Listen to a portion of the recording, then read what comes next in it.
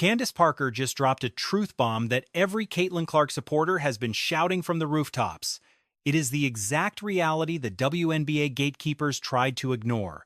The league office, particularly the commissioner, really needs to wake up and pay close attention. We all prayed this new season would bring a positive vibe toward Caitlin and her followers, but things have actually taken a turn for the worse. The envy has grown louder, the bitterness has intensified, and those blatant double standards are impossible to miss.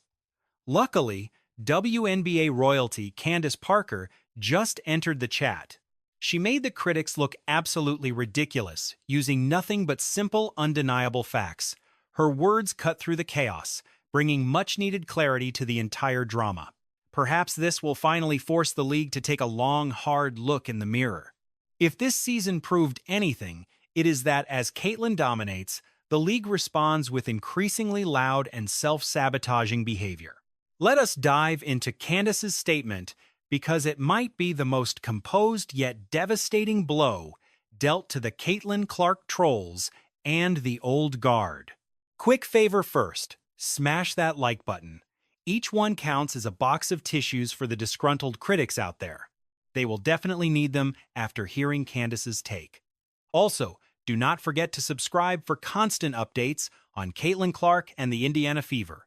Why is Candace choosing this moment to speak out? And what makes her opinion so heavyweight? Here is the deal. Outside of legends like LeBron James or Steph Curry, she is arguably the most recognizable basketball star currently in America. No doubt about it. The WNBA is witnessing an explosion in popularity right now that we have never seen before. Everyone knows the reason, even if some refuse to admit it. It is the Caitlin Clark effect, the biggest open secret in professional sports. She is not just a popular WNBA star. She is likely the most famous athlete in the entire country. Full stop. Look at the data from the previous year. Television ratings went through the roof. Ticket demand skyrocketed, and jerseys were flying off the shelves instantly. Every single metric confirmed one thing: Caitlin moves the needle like nobody else. This season, she is already smashing those previous records even harder. We are talking packed stadiums and viewership numbers that are totally off the charts. The momentum is not slowing down one bit. It is actually intensifying. Her second highest viewing figures are what most leagues would consider an incredible season average. Still, she hit the highest peak viewership for any game ever broadcast on CBS. Fans are flocking to watch the Fever in unprecedented numbers. It all kicked off with 1.3 million people tuning in just for a preseason scrimmage against Brazil. Think about that for a second. An exhibition match pulled in numbers that most regular season games could only dream of. Then came the actual opener. 2.7 million viewers on average for the game against the Sky, the highest WNBA regular season rating in 25 years. Recently, over 3.3 million people watched her take on the Liberty. But the situation shifted in a heartbeat. Since Caitlin Clark is sidelined with an injury, the market for the Fever and Sky matchup has completely bottomed out. Ticket prices for Fever matchups without Caitlin on the court have crashed by 300%. Fever fans are still showing up in the TV ratings. I will touch on that shortly, but the rest of the league is struggling to keep pace. This should serve as a massive alarm for players, coaches, and the executives running the show. Caitlin Clark is on track to pull in over $1 billion for the WNBA this season alone. That leads to a scary realization. This league is just one major Caitlin Clark injury away from losing every ounce of its current buzz. So, those massive paydays Angel Reese expects and the contract leverage Napheesa Collier is banking on. You might think you hold the cards, but without Caitlin, that house of cards collapses. Yet, the league keeps tripping over its own feet. Instead of leaning into the obvious source of their success, they perform mental gymnastics to credit anything else. They ignore the wins and keep steering the narrative toward anything except what is happening on the hardwood. As I mentioned before, the loudest critics are the ones obsessed with pushing divisive social agendas. I will not name names, but I am seeing it everywhere among WNBA analysts and coaching staffs. There is a deep-seated bitterness toward Caitlin Clark, and the logic behind it is completely baffling. It defies reason to resent the very person doing so much to elevate the entire league. We are only a few matches in, and the way Caitlin and her fanbase have been treated is already an absolute embarrassment. The drama started on day one. Following the Sky opener, the league started a probe into supposed toxic comments. But by then, the negative narrative had already taken root. Instead of honoring a stellar professional debut and a milestone moment for women's sports, the headlines were stolen by controversy. It was not about the game. It became about the noise. Once again, Caitlin and her supporters were sucked into a mess that had zero to do with basketball. By validating these false claims, instead of dismissing them as baseless internet gossip, the league gave life to a total lie. There was absolutely no substance to any of those accusations. A toxic narrative began to brew, painting Indianapolis as a danger zone and branding Caitlin Clark's supporters as a pack of haters. People were literally screaming for the All-Star Showcase to be yanked right out of the city. There was even a loud push to ban Dave Portnoy from every arena just for giving Angel Reese a hard time. Meanwhile, the front office has played the quiet game regarding the venom being spat at Caitlin and the Fever. No backup, no defense, just dead air. The line hasn't just been crossed, it's been obliterated. The vitriol aimed at those Fever players, Caitlin especially, has nothing to do with hoops anymore. This wasn't about missed shots or her fame. It was pure malice and flat-out intimidation. The verbal sewage being dumped on them, and specifically on Kelsey Mitchell, is beyond belief. What they're doing to Natasha Howard is straight up insane. People are actually circling her face in photos like she's a target. Messages are saying it is on site when they see her. We aren't talking about mean tweets. We're talking about genuine threats of violence. These are calculated personal strikes that you'd think the league would at least have the spine to denounce, especially for an organization that never stops bragging about its stand against hate and for inclusion. But instead, all we got was radio silence, no support, and the fire just spread. Now, critics on social media are claiming Caitlin is using her coach's infant as a PR tool. Caitlin Clark is being bombarded with some of the most stomach-turning, racist, and twisted comments imaginable. The well of resentment isn't just full, it's overflowing onto everyone in its path. Kathy Engelbert, where's that zero tolerance for hate energy now? Nowhere to be found. They are literally coming for her because she held a baby. That's how bottom barrel the conversation has become. It's gone from hoops to conspiracy, and the league is still mute. The animosity toward Caitlin and her crowd hasn't faded one bit. If anything, the heat has turned up. Even with the massive crowds and the broken records, there's still this wall of refusal to admit she's the spark. And that attitude trickles down directly from the very top of the ladder. Kathy Engelbert wrote this massive, winding article where she basically gives herself a standing ovation for the WNBA finally going mainstream. The commissioner even penned a piece for the Harvard Business Review where she bent over backward to hand out trophies to everyone except the person actually moving the needle. She gave shout-outs to the coaching staff, the veterans, the marketing gurus, and the front office masterminds. Everyone got a gold star, but Caitlin Clark's name was almost nowhere to be seen. To the casual fan or the person just tuning in, this explosion might look like some lucky, overnight success story driven by a handful of talented college stars hitting the pro scene. But the claim is that they couldn't have seized the moment without years of grinding and laying the groundwork. Years of prep, they say, even if it looks like a lightning strike to everyone else. She watered down the Clark effect more than a cheap, ice-melted fountain soda. In that piece, Engelbert tossed Caitlin into a pile with Angel Reese and Cameron Brink, noting that as this rookie class arrived, viewership skyrocketed to an average of 1.2 million, a 170% jump. But let's be real. You know the truth, I know the truth, and everyone else does too. It was the games where Caitlin took the floor that were pulling those 1.2 million eyes.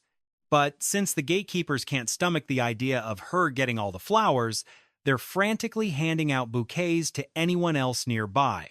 They just can't process it. Their brains simply refuse to accept the reality of the situation. They can't just swallow their pride and admit this kid is a bigger draw than they are or more popular than the players they've been trying to push. Being jealous is just being human. But this is different. There's this desperate need to tear Caitlyn down just so they can feel like they're standing tall. In far too many circles, people immediately play the race card to explain away why she's capturing the world's attention, as if it has zero to do with the fact that she demolished 62 league records and earned a spot as a first-team All-Star, or that she finished fourth in the MVP race and carried a struggling team into the postseason in her very first year. It's bizarre because, like it or not, what Caitlyn brings to the hardwood is lifting the tide for every boat. When the lights find her, they illuminate the entire league. When these teams play in front of 15 to 20,000 screaming fans, they're getting eyeballs they never had before. It's a golden chance for fans to discover every single athlete on that court, to find new players to root for, and other teams to obsess over across the whole WNBA. We've even had the icons of the game chime in the ones who actually built this house and know exactly what's on the line. Take Lisa Leslie, a legendary Hall of Famer and one of the most powerful voices the sport has ever known. She shattered the silence by calling out the bitter vibes surrounding the league's new golden girl. It boils down to business and cold hard cash. Ignoring the number 22 revolution is just plain denial. We can't keep playing blind to reality. This seismic shift she triggered is a massive, undeniable phenomenon. Name another time franchises had to scramble for massive stadiums just to host one player. You can't. If global attention is finally landing on us because of her, why on earth are people catching feelings? Sure, she is hogging the primetime slots, but the bitterness lingers. It was time for a reality check. Only a true icon could deliver that wake-up call, someone who remembers when the spotlight was just a flicker. Enter the legendary Candace Parker. 3 rings, 2 MVP trophies, and 2 gold medals around her neck. We are talking about a titan of the hardwood, a brilliant strategist with an unmatched legacy in this sport. This week, she sat across from the loudest voice in sports to say what the cowards would not dare. She tackled the awkward truth head-on. For years, countless women poured their souls into this league without fanfare. These veterans did the heavy lifting for the sport, yet they felt ghosted by the sudden surge of mainstream love. Give the man his flowers. The host has not flinched once when pointing out the league's petty side. He is the rare big media figure calling out the green-eyed monster by name. Fans see it, we all do.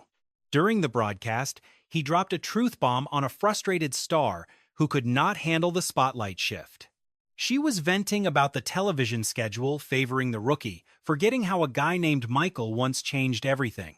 When his airness arrived, he was not stacking championships yet, but his magnetism was simply off the charts. The league bet the farm on his star power. Having a blueprint like that should be celebrated, not criticized. If this marketing playbook has already saved a league before, why treat it like a betrayal of the game now? This was not some softball sit-down. There were no rehearsed lines or sugary distractions in that studio. He went for the jugular, asking about the simmering resentment boiling over within the professional ranks. He pushed her to reveal if the league is actually moving past the pettiness to finally level up. What followed was pure class, a sharp, logical breakdown that cut through all the noise. It was the exact validation every supporter needed. It is wild how often these questions pop up. People keep poking me, trying to find a spark of bitterness about how big the game is getting. My mission was simple: leave the floor better than I found it. Did my predecessors hate me for succeeding? Hardly. She is out there mentoring the youth and cheering from the front row for the next generation's phenoms. That is my stance too. I am backing the new blood and every woman wearing a jersey today. Her logic was a work of art, a masterclass in perspective, leaving the haters with nowhere to hide. Let that sink in. A legend like her is constantly being interrogated about her supposed grudge. That single admission exposes just how deep the envy runs within the professional basketball circles. Imagine asking a Hall of Famer if she is pressed about a newcomer. It is insulting, yet it is the current climate. She hit back with the gold standard response, the only one that truly matters for the future of the sport. It is not about resenting the newcomer, it is about prepping the stage so the next icon can thrive. You do not need to trash the rookie's talent or act like this explosion of interest is just some fluke. Take pride in the foundation you laid, then cheer her on because a rising tide lifts every single boat. She did not have to scream it to make it clear. Her message was a direct shot at the toxic narrative. She took aim at the divisive chatter and the cultural talking points trying to sabotage the sport's biggest moment. I remember the hype when legends clashed on the court and emotions flared. That is what draws people in. But my focus remains on the play between the whistles. That is where the real magic happens. Nowadays, everyone with a smartphone thinks they are a critic with a direct line to the league. My advice? Block out the static and focus on the hoops. That is where growth lives. When the game is the main character again, we can finally achieve the greatness we have been chasing. Take notes, trolls. Stop the divisive talk because these manufactured controversies are only poisoning the well. They build nothing. They just make the league look like it is cannibalizing itself instead of celebrating its massive victory. It's tragic how they can't just embrace this peak era without dragging in some ugly social battle. People are desperate to frame the whole situation as some tired, old racial divide. That poisonous vibe is now infecting folks who haven't even tuned in for a single tip-off. Suddenly, everyone acts like a die-hard expert just because they've picked a side in the identity politics. Seriously, stop the madness. You claim you want expansion, yet insist on strictly hoops talk. Except, nobody is actually focusing on the court. It's baffling. Look, the rookie simply plays the game. She delivers pure magic every night, feeding the crowd's hunger for elite competition. Her impact has sparked an explosion of interest unlike anything this organization has witnessed. Race was never her motivation. She hasn't shown a shred of malice or shade toward her peers. Truthfully, she's been pure class, always honoring the icons who built the foundations she stands on.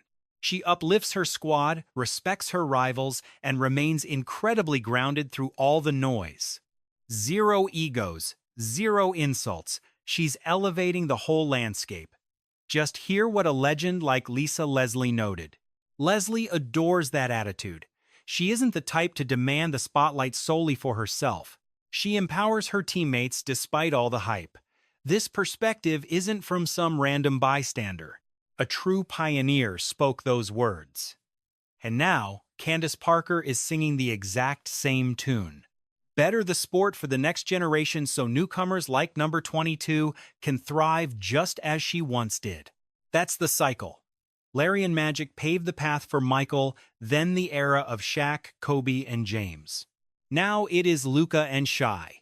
Every era drives the culture further so the future stars can burn hotter.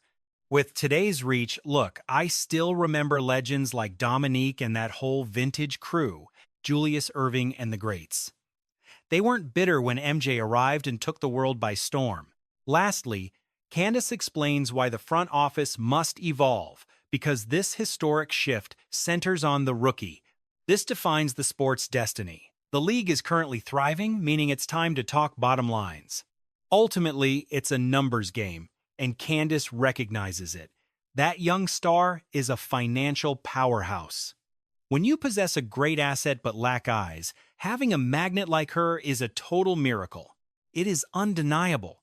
If they believe they hold power in future negotiations without their main attraction, her recent health scare was a harsh reality check. But recall my point about the Indiana faithful? That's a crucial detail. Look at this. The Indiana clash with the Sun last Friday pulled massive ratings.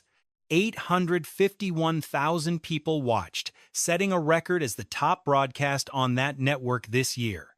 Even without their phenom on the floor, the Fever are pulling in a massive audience. Sure, they aren't peak superstar figures, but that misses the lesson. This proves the ripple effect. The fever is catching on in indie first, and eventually it'll transform the entire professional landscape. Patience is key. This level of societal transition doesn't just click into place, it is a marathon. Executed correctly, this builds the platform for the next phenom to skyrocket even higher. Currently, the sport is navigating the most vital expansion phase in its entire history. That requires welcoming newcomers, honoring the icon, and essentially ensuring her safety during play. The officiating crew must step up and maintain order. You cannot permit cheap shots to go unpunished. When voices like Candace demand respect, the entire culture finally has a chance to find its balance. Now, the true test remains. Will leadership adapt, or will their resentment toward her be their downfall? Refusing to embrace the star and her massive following could stunt their progress forever. If you've made it this far, comment a goat emoji, because you're a legend for staying tuned. Thanks for tuning in. See you next round.